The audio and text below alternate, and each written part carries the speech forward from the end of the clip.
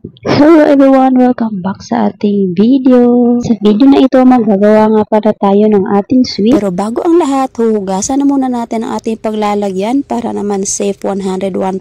Pinagawa nga pala ako dyan ng sweet ng anak ng aking amo, kaya ayan, hinugasan ko muna yung kanyang mga cup bago ko ito paglagyan. Sabi naman niya kasi malinis na, pero nung buksan ko yung plastic, marami pang itim-itim, kaya ayan, syempre mabait tayo, hinugasan ko na. Ay, saan bandang bait? Kung makikita nyo, ginamitan ko na naman dyan ang aking magic para mas mapabilis ang aking paghuhugas. O diba? Kung makikita nyo, mas napabilis ang aking paghuhugas dahil sa aking magic. Kinuha ko na nga pala dyan ang aking kaldero kasi dyan ako magagawa ng caramel. Dito nga pala ako nagluluto sa loob kasi hindi naman nangangamoy ang caramel, kaya okay lang. Binuksan ko na nga pala ang mga sachet ng cream caramel. Ayan, binuhos ko na kasama dyan sa aking milk powder. Syempre, ginawa ko ng 4 na sachet ang aking cream caramel para hindi magbasa ang aking gawa. Baka naman kasi mamaya mapapahiya tayo sa bisita pagkain nila basa pala ito. Ay naku, kaya mas maigi na talaga siguraduhin natin ang ating paggagawa para shoot. Na pala yung last sachet na binusot, ayan, lagyan na natin ng mainit na tubig. Sa paggagawa nga pala ng caramel, hindi na ako nagsusukat kung ilang tasa ang aking binubuhos na tubig. Binuksan ko na nga pala yan ang apoy at ayan, minikos-mekos na inyong insan ang aking niluluto. Ang palatandaan ko lang talaga sa pagluto ng caramel ay yung maninigas-nigas yung gilid. Yan talaga, hindi na ako nagsusukat. Kaya ayan, mekos pa more. Syempre, mainit na tubig ang ating nilagay kaya hindi na kailangan pakuluan ng bonggang-bongga. Nilipat ko na pala yung mga cup dyan para mas mapabilis ang ating pagbuhat mamaya pag may laman na. At syempre ready na, kaya magsimula na tayo maglagay ng ating caramel dyan sa maliliit na cup. Sa sobrang liit talaga ng cup, talaga ang hirap lagyan. Paano ba naman kasi ang laki ng sandok tapos ang liit ng cup? Hahaha, paano na to? Basta gagamitan ko na yan ng mindset. Ay, ako pa ba? Sabi nga pala niya, 10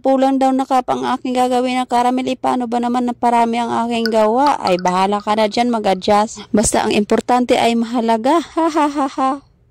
Tuloy-tuloy lang sa paglalagay ng caramel dyan sa maliliit na cup. Kaya ayan, kung makikita nyo, ilang baso na talagang aking nagawa. Pinupunasan ko nga pala ng tissue yung baso kasi nga may nahuhulog. Para naman hindi madungis ang ating gawa, kaya linis din pag may time. Malapit na nga tayo matapos at talaga namang napakarami talaga ng ating nagawa. Ay sana all, may extra pa sila dyan. Matakaw naman dyan sa matamis, kaya okay lang may extra kasi ngayon ang gustong-gusto niya. Alam nyo mga idol, mas maigi din pasayahin natin paminsan-minsan yung amo. Huwag yung puro pa-stressin natin. Lalo na pagdating sa sahod, may stress talaga yan sila. At ito na nga, tsadan, ito yung ating nagawa lahat na ating caramel. O diba, napadami talaga siya, kaya okay lang yan. Masaya sila dyan. Dahil tapos ang ating mission number 1, accomplish na tayo. Kaya ito, ilagay na natin siya sa ref. Dito na natin siya palamigin at patigasin.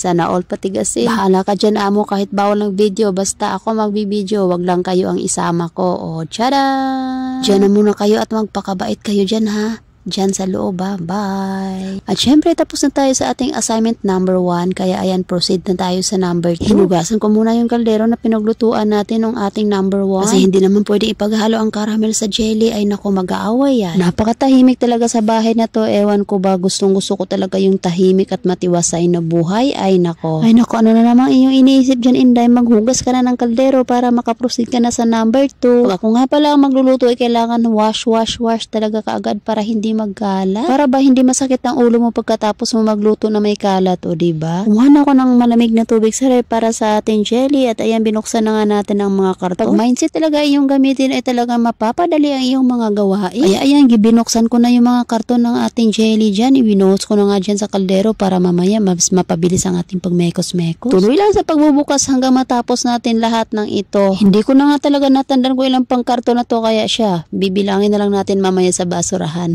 Ganda na nga pala ako dyan ng mainit na tubig para sa ating gagamitin. Kaya ayan, tuloy-tuloy lang. Talagang napapakinding na naman si Inday at ayan, binasa ko nga ang mga procedure kung paano gawin. Pero alam ko naman talaga, meron talaga kasi ibang jelly na iba yung procedure. Nanda ko na nga pala dyan ang tasa para sa ating measurement kasi pag jelly, kailangan talaga nating sukatin para hindi magtubig ang ating finished product. After sa pagbubukas sa mga karton, ayan, naghanda na ako ng tubig at ayan, binuhos ko na dyan yung mainit na tubig sa ating jelly. Hindi ko na nga pala na videohan, nakalimutan ko, nagbablog nga pala ako, pero yung iba hindi ko na nakunan, hahaha. Basta lagi nating tatandaan, 1 cup hot water at saka 1 cup cold water ang ating ihahalo dyan sa ating jelly. Of course, unahin natin yung mainit para i-melted natin ang lahat ng mga powder. Tinunaw ko na nga pala dyan yung mga powder, kaya ayan, naglagay na ako ng cold water. At ayan, tapos ang ating procedure, kaya ayan, mekos-mekos pa ng inyong insan. Dali lang naman talaga siya gawin mga idol, lalo na't wala ka na ilalagay na iba pang decoration sa ibabaw. Siyempre, tapos na tayong gumawa ng ating jelly, kaya ayan, ilalagay na naman natin siya sa malalaking cup. Ay,